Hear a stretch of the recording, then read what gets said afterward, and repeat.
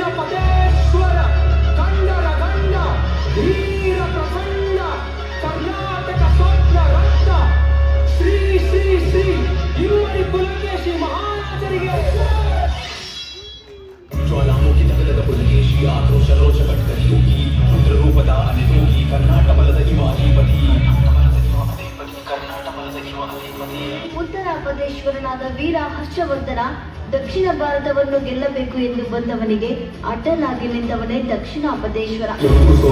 ಅರಿಯದ ಹರ್ಷವರ್ಧನನ ಸೇನೆ ದಕ್ಷಿಣ ಗೆಲ್ಲಲು ಬೀಡು ಬಿಟ್ಟಿತು ನರ್ಮದಾ ತೀರದಲ್ಲಿ.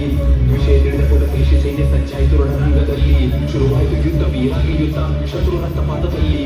ಹರ್ಷಣ ಸೇನೆ ಬರುತ್ತಿರಲು, ಪುಲಕೇಶಿ ಸೇನೆ ಸದೆ ಬಡಿತಿರಲು, ಶತ್ರುಗಳನ್ನು ಕಾಲಡಿಯಲ್ಲಿ ಹೊಸಕಲು ಕರ್ನಾಟ ಬಲದ ಮದ್ದಾನೆಗಳು ಭಯಭೀತಿಯಿಂದ ಕತ್ತರಿಸಿ ಹೋದ ಉತ್ತರಪದೇಶ್ವರ ಹರ್ಷ.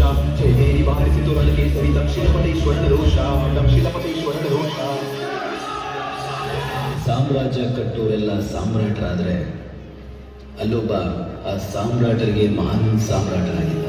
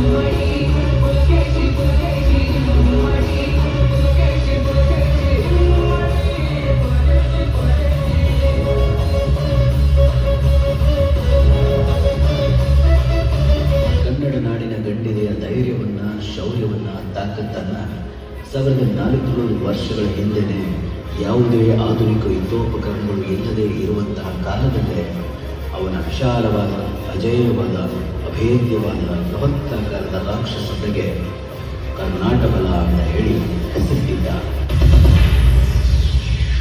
ಕನ್ನಡದ ಶೌರ್ಯವನ್ನ ವ್ಯಾಪಿಸಿದ ಶೂರ, ವಿಕ್ರಮನ ಕೇಸರಿ ವಾತಾಪಿಯ ತೀರ, ಸ್ವರ್ಣ ಕಂಡ ಆಳಿದ ದಿಗ್ವಿಜಯ ಸರದಾರ, ಚಾಲುಕ್ಯ ಚಕ್ರವರ್ತಿ ಅತಿ ಭಯಂಕರ, ಕನ್ನಡದ ಕುಲ ತಿಲಕ, ನೌಕಾಪಡೆ ಪಿತಾಮಹ, ಭಯಂಕರನ ಭಯಂಕರ ಹಿಂದೂ ಹೃದಯ ಸಾಮ್ರಾಟ,